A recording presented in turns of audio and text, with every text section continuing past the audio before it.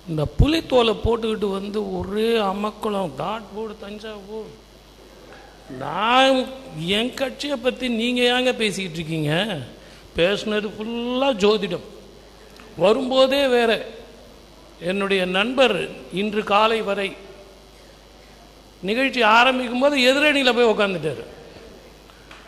ஐயா, எலெக்ஷன் டைம்ல ஐயா தயவு செஞ்சு சொல்லுங்க, யார் எங்க இருக்கான்னு கண்டுபிடிக்க முடியாது 2 மாசத்துக்கு. இந்த மேடை நான் திருவல்லிக்கேணியில இருந்து வரேன். பார்த்தசாரதி பெருமான் ஆயுதத்தை எடுக்கல, கிருஷ்ணர் ஆயுதத்தை எடுக்கல. அதே மாதிரி 2 போர்லையும் 2 பேரும் ஜெயித்தார்கள். நீங்க வேணா கூட மகா சன்னிதானத்தை உங்க பக்கத்துல கூட உட்கார வச்சீங்க. வெற்றி எங்களுக்கு தான் நேர்பக்கமாக பார்த்து கொண்டு இருக்கிறாரே ஒழிய பார்வை உங்கள் பக்கம் இல்லை. கிருஷ்ணர் உங்களோடு இருக்கிறார், பார்த்தசாரதி பெருமான் உங்களோடு இருக்கிறார், அவருடைய பார்வை எங்களோடு இருக்கிறது. இதை எல்லாத்த விட புராணத்தை பற்றி பேசுகிறேன்னு சொல்லுவீங்க. நான் வந்திருக்கிறது திருவல்லிக்கேணிலிருந்து வந்திருக்கிறேன்னா இது மிகப்பெரிய நீதிமன்றம், சுப்ரீம் கோர்ட். ஏன்னா தராசுவனுடைய உச்சம் பெறக்கூடிய இடம் சனீஸ்வரர். நியாயத்தை தப்ப மாட்டார். அது எப்படி எனக்கு நியாயம் இல்லாமல் போயிடுது? திருநள்ளாறில் எனக்கு கிடைக்காத நியாயமா? நியாயத்தை நான் சொல்கிறேன். புலித்தோலை பிடிச்சிக்கிட்டு அப்படி போர்டு தஞ்சாவூர் பயந்துருவோமா சார்? பாயிண்ட் எடுத்து வைங்க சார். நான் மறுபடியும் சொல்றேன், இது சுப்ரீம் கோர்ட். நேற்று வரைக்கும் சிங்கிள் ஜட்ஜ் இருந்தது, இன்னைக்கு காலையில் என்ன காரணத்தினால டபுள் ஜட்ஜ் ஆச்சு. 2 நீதிபதிகள் வைக்க வேண்டிய அவசியம் என்ன? அப்ப பெஞ்ச், இந்த பெஞ்சில் வரும்போது இன்னைக்கு கொடுக்க போற தீர்ப்பு தான் ஆன்மீகமா ஜோதிடமாங்கிறதுக்கு முடிவுரை எழுதும். இதை எல்லாத்த விட நான் ஒரு ரிவிஷன் பெட்டிஷன் போடுறேன். அதை மகா சன்னிதானம் சீஃப் ஜஸ்டிஸ் தான் முடிவு பண்ணி எனக்கு நீதிபதி நீதி கொடுக்கணும் அப்படின்னு உங்க பாதங்களில் நான் சமர்ப்பிக்கிறேன். அது என்னன்னு கேட்டீங்கன்னா, நேற்று வரை இருந்த நீதிபதி ஏன் மாறினார்? நேற்று வரை என் நண்பர் என்னுடைய கட்சியில் இருந்தவர் ஆன்மீகத்துக்கு போனது ஏன்? இதையெல்லாம் நீதிபதிகள் மறந்தது ஏன்? ஜோதிடத்தில் இருக்கிற பயமா, ஆன்மீகத்தில் இருக்கிற லாபமா? மகாபாரதம், ராமாயணம் இரண்டுமே எத்தனையோ பாடல்கள் பாடுறீங்க, கதைகள் சொல்றீங்க. நீதி மாற்றம், நேர்மை மாற்றம், திதி மாற்றம், நட்சத்திர மாற்றம் ஒரு துரியோதனனுக்காக, ஒரு ராவணனுக்காக. இன்று நான் பேசிக்கொண்டு இருப்பது பிரம்ம முகூர்த்தத்தில் பேசிக்கொண்டு இருக்கிறேன். நியாயத்தை வைக்கிறேன். என்னுடைய நியாயத்தை சொல்லுங்கள். ஆன்மீகம் நான் தவறு என்று சொல்லவில்லை. உங்களால் பேச முடியல, உடனே என்ன ராகுன்றீங்க, கேதுங்கிறீங்க, ஏதாவது ஒன்று திட்டணும். எங்களுக்கு ஜோதிடத்தில் இருக்கிறவங்க நாங்கள் குருமார்கள், யாரையும் திட்ட மாட்டோம். உங்களை எல்லாரையுமே சூரியனாகவும் சந்திரனாகவும் புதனாகவும் இப்படி தான் நாங்கள் பார்க்குறோம், சுக்கிரனாகவும் பார்க்கிறோம். ஆனால்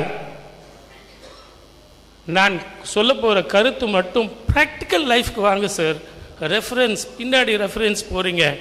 என்னுடைய அடுத்த ஜெனரேஷனுக்கு ஆன்மீகமா ஜோதிடமான்னு சொல்லி கொடுங்க. இது ஒரு சுப்ரீம் கோர்ட் மகா சன்னிதானத்தின் எதிரே நான் கொடுத்த பெட்டிஷன் என்ன? நான் மறுபடியும் சொல்றேன், திருக்கடவுர் இந்த ஜட்ஜ்மெண்ட்டை நீங்க மாற்ற முடியுமா? திதி மாற்றம் தை மாதம் மன்னன் கேட்கிறான். இன்னைக்கு என்ன திதி? அடபா பௌர்ணமி திதி. அப்ப யார் சரி? ஆன்மீகமா ஜோதிடமா? அந்த திருக்கடவுருக்கு யார் அதிபதி, யார் சன்னிதானம்? உங்கள் சன்னிதானத்தை நீங்கள் மறக்க முடியுமா? மறுக்க முடியுமா? உங்கள் மூதாதையர்களை வெறுக்க முடியுமா? அந்த தீர்ப்பை மீறி அது அமாவாசை என்று இன்று தீர்ப்பு கொடுக்க முடியுமா? உங்கள் மூதாதையர்களே கொடுத்திருக்கிறார்கள். இயற்கையிலே இருக்கக்கூடிய அமாவாசையை மாத்தினதே அபிராமியுடைய அருள் தான். அதனால ஆன்மீகம் தான் பெருசுன்னு சொல்றாங்க. உண்மைதான். அங்க மாறுச்சு. எப்படி மாறுச்சு? அதுதான் ஜோதிடம். அதுதான் ஜோதிடம். அவருடைய திறமை, அவருடைய பவர், அவருடைய சக்தி. அந்த சக்தி எங்கே இருந்து வருது? மூன்று மூன்று திக்குகளில் இருந்தும் ஏன் இப்படி என்ன பேச விடாம ஏன் பதட்டப்படுறீங்க? உங்களுக்கு கொடுக்குற நேரத்தில் பதட்டம் இல்லாம பேசுங்களேன். அப்படியே பதட்டமா இருக்கீங்களே, பதில் சொல்லுங்களேன். அடுத்தது உங்களுக்கு வரப்போகுது இல்லையா? இதெல்லாம் கூட விடுங்க. அடுத்தது நான் ஒண்ணு சொல்கிறேன். இந்த மேடையில் ஜோதிட நிகழ்ச்சியில் ட்ரேட்மார்க், அந்த ட்ரேட்மார்க்ல ஹிட்லருடைய வேர்ல்டு வார், அந்த வேர்ல்டு வார்ல ஸ்வஸ்திக் சிம்பிள் போடுறாங்க. செண்பகராமன் அப்படிங்கிறவர் தான் எப்பவுமே தமிழன் சிறந்தவன், தமிழன் பேர் போனவன். அவன் தான் அந்த சிம்பிளை போட்டு அனுப்புறான். அந்த தமிழன் செய்த அந்த சிம்பிள் ஹிட்லர் வெற்றிக்கு பயன்படுது. ஆனால் அவசரத்தில் அந்த சிம்பிள் தலைக்கீழ போட்டுறாங்க. அந்த தலைக்கீழ போட்டதுனால அதே சிம்பிள்னால செண்பகராமன் இருக்கும் இடம் தெரியாமல் போய்விடுகிறார். இப்போ நீங்க நல்லா சொல்லுங்க, ஒரு குறியீடு ஜோதிடத்தில் நாங்க சொல்றது எங்களுடைய உடம்பே ஆலயம். இந்த ஆலயத்தில் இருக்கிற நவ கிரகங்களையும் நீங்க சீர்படுத்தினா ஆரோக்கியமாக வாழலாம். இதுக்கு முன்னாடி காலையில பேசினார், அவர் தான் பேசினார். இப்போ அவர் இப்போ எப்படி பேச போறாரு நான் பார்க்க போறேன். அதனால தான் அங்கே உட்கார வச்சிருக்கோம். அவர் காலையில் சொன்னார், ஆத்மகாரகன் இந்த குறி, செவ்வாய் இப்படி, சந்திரன் இப்படி, இந்த பலனை கொடுப்பான்னு. இப்போ இவர் என்ன சொல்ல போறாரு? அதுவும் மகா சன்னிதானத்தில் இருக்க 2 ஜட்ஜு இருக்காங்க, பெஞ்சு, சுப்ரீம் கோர்ட் பெஞ்சு சார். ரெண்டாவது இது திருநள்ளாறு சனீஸ்வரர் சன்னிதானத்தில் உங்களுடைய ஜட்ஜ்மெண்ட் மாறவே மாறாது, நியாயத்தை தரக்கூடியவர். இதை எல்லாத்தோட நான் மீண்டும் மீண்டும் உங்களுக்கு சொல்றேன். எனக்கு இன்னொரு தீர்ப்போ எனக்கு கொடுக்கணும் ஐயா. நேற்று நைட்டு 12 ஜோதிடர்களை வச்சு 12 பலன் நீங்க சொன்னீங்க. நான் அந்த ஜோதிடர் யாருன்னு சொல்ல விரும்பல. என்னுடைய ராசிக்கு அந்த ஜோதிடர் என்ன பண்ணிட்டாரு, கடகடன் பலன் சொல்லிட்டாரு. இப்படின்னு தெரிஞ்சிருந்தா நான் என் ஒய்ஃபை கூட்டிகிட்டு வந்திருக்க மாட்டேன். அவர் என்ன பண்ணிட்டாரு, மனைவி சொல்ல கேட்கணும்.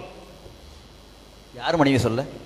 என் மனைவி சொல்ல நான் கேட்கணும்னு நீங்கள் வந்ததுலேருந்து விவகாரமாகவே சொல்லியிருந்துருக்கீங்க.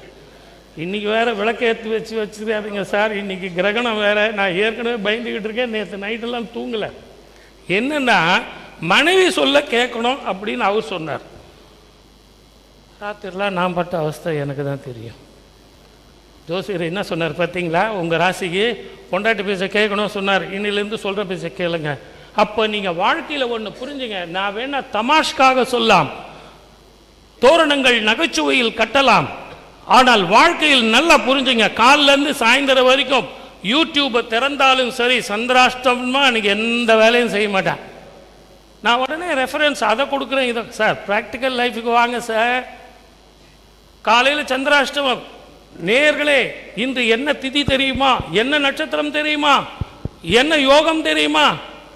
நான் மீண்டும் சொல்றேன், உங்களுக்கு எல்லாம் ஆன்மீகவாதிகளுக்கு, ஜோதிடத்தில் நம்பிக்கை உள்ளவர்கள், இறை நம்பிக்கை உள்ளவர்கள் மட்டும்தான் உங்களுக்கு கஸ்டமர். எங்களுக்கு யாரெல்லாம் கஸ்டமர் தெரியுங்களா? நாத்திகவாதிகள் தான் எங்களுக்கு கஸ்டமர். உங்களை நம்பாதவங்களும் எங்களை நம்புவாங்கங்கிறாங்க. இன்னும் சொல்ல போனா நாங்க தான் அங்கே இருந்து இங்கே ஐஷ்ணு வரோம்னு சொல்றாரு. நாத்திகவாதிகள் கூட ஜோதிடத்தின் மீது நம்பிக்கை வைத்து, இந்த நாளில் நான் தேர்தலில் பெட்டிஷன் போடட்டுமா, கோவில் வாசலில் உட்கார்ந்தவர்கள் கூட கோவிலுக்குள் இருக்கும் இறைவனை பார்த்து கொண்டு இருக்கிறார்கள் என்ற ரகசியத்தை நீங்கள் புரிந்து கொள்ள வேண்டும். நாத்திகர்களாக கோயில் வாசலில் இருக்கலாம், ஆனால் அவர்கள் பார்த்து கொண்டு இருப்பது கோவிலில் உள்ள கருவறை. இது நீங்கள் புரிந்து கொள்ள வேண்டும். இறைவனது திருவிளையாடலை நாம் புரிந்து கொள்ள வேண்டும். மகா சன்னிதானம், இந்த சன்னிதானத்தில் எனக்கு நீங்கள் பயமுறுத்துறீங்க, 2வது ஆட்டி வருவேன். நீங்கள் எத்தனை முறை வேணாலும் வாங்க. இது சுப்ரீம் கோர்ட். இங்கே கொடுக்கறத அவங்களுடைய மூதாதையர்கள் கொடுத்த ஜட்ஜ்மெண்ட்டை மாற்றவே முடியாது. திதி மாற்றம், நேம மாற்றம், நேர மாற்றம், எல்லாத்தையும் தர்மத்தை காக்கணும் அப்படின்னா இதெல்லாம் நடக்கும். நாங்கள் ஜோதிடர்கள் ஒருவனை பார்த்த உடனேயே சாமுத்திரிகா லட்சணத்தில் சொல்றோம். 2வது, வெறும் இவ்வளவு நேரம் நான் பேசிட்டு இருந்தது நகைச்சுவை தோரணமாக இருந்தாலும் மகா சன்னிதானத்தில் எதிர் நான் ஒரு விண்ணப்பம் கொடுக்க வேண்டும் என்பதற்காக 10 பொருத்தம் பார்க்குறோம். அப்பவும் குழந்தைங்க இல்லை. சார் நீங்கள் சரியாக பார்க்கறது இல்லையா? ரஜு பொருத்தம் பார்க்கலையா? பொருத்தம் சரியாக பார்க்கலையா? ஏன் குழந்தை பாக்கியம் இல்லை அப்படின்னா காலத்துக்கு ஏற்ற மாதிரி உங்களுடைய ஜோதிட பலன்களும் மாறுகிறது. அது ஒவ்வொரு மனிதனுடைய வாழ்க்கையையும் மாற்றுகிறது. ஆன்மீகம் நீங்கள் மாற்றலன்னு சொல்ல, அதே கதையை தான் திருப்பி திருப்பி ராமாயணத்தையும் சொல்கிறீங்க, மகாபாரதத்தையும் சொல்கிறீங்க. ஆனால் அதில் புரிந்து அதை தெளிவாக மக்களுக்கு நீங்கள் சொல்லலைங்கிறது தான் என்னுடைய குற்றச்சாட்டு. அது என்ன அப்படின்னா, நாங்கள் இன்னைக்கு இருக்கிற ப்ராக்டிக்கல் லைஃப்க்கு நீங்கள் சாப்பிட்ற சாப்பாடும் விஷம், குடிக்கும் நீரும் விஷம், சுவாசிக்கும் காற்றும் விஷம், அலுமினிய பாத்திரத்தில் இருந்து சாப்பிட்றீங்க, வேற என்னென்னவோ சாப்பிட்றீங்க. அப்போ உங்களுக்கு உயிரணுக்கள் கெட்டு போகுது. வம்ச விருத்தி கிடையாது, சத்சந்தானம் கிடையாது. ஜோதிடம் அந்த இடத்துல உங்களுக்கு உதவுறதை விட நாங்கள் சொல்றதை கேட்க மாட்டேன்றீங்க. அதே மாதிரி தான் நீங்களும். ஆன்மீகவாதிகள் தயவு செஞ்சு நீங்க வெளியே வந்து எங்களுக்கு சொல்லணும். எங்க சொல்றீங்க? சார் என் சன்னு கோயிலுக்கே வரமாட்டான் சார், அவனுக்கு பிடிக்காது சார், நான் அவனுக்கு தெரியாமல் வேணா கோயிலுக்கு போயிட்டு வரட்டுமா, அவனுக்காக நான் பேசி சுவாமி கிட்ட கேட்டுட்டு வரட்டுமா? வரும்போதே பொண்ணை கொடு பொருளை கொடுன்னு தான் வரீங்களே ஒழிய வம்ச விருத்திக்கு அடுத்த ஜெனரேஷன் என்ன பண்றீங்க? அப்போ நான் கேள்வி கேட்கறதுலாம் நீங்கள் நகைச்சுவை தோரணம் கட்டுகிறீர்களே. வம்ச விருத்திக்கு அடுத்த முறை IOL IVF இது எல்லாம் இருக்கும்போது என்ன செய்வீங்க? பரவாயில்லை, மணி அடித்தாலும் மீண்டும் நான் வருவேன். ஆனால் நான் மீண்டும் உச்ச நீதிமன்றத்தில் முறையீடு, 2 நீதிபதிகள் இருக்கிறார்கள். இதைவிட என்னுடைய நண்பர்கள் எதிரணியில் போயிருக்கிறார்கள். இதைவிட உங்களது முன்னோர்கள் திருக்கடையூரில் நடத்திய அந்த எடுத்துக்காட்டுக்கு உங்கள் தீர்ப்பில் இருக்க வேண்டும் என்று எதிர்பார்த்து உங்கள் பாதம் பணிந்து, நீங்கள் மட்டும்தான் வருவீங்கன்னு இல்லை, நானும் வருவேன். அருமை அருமை.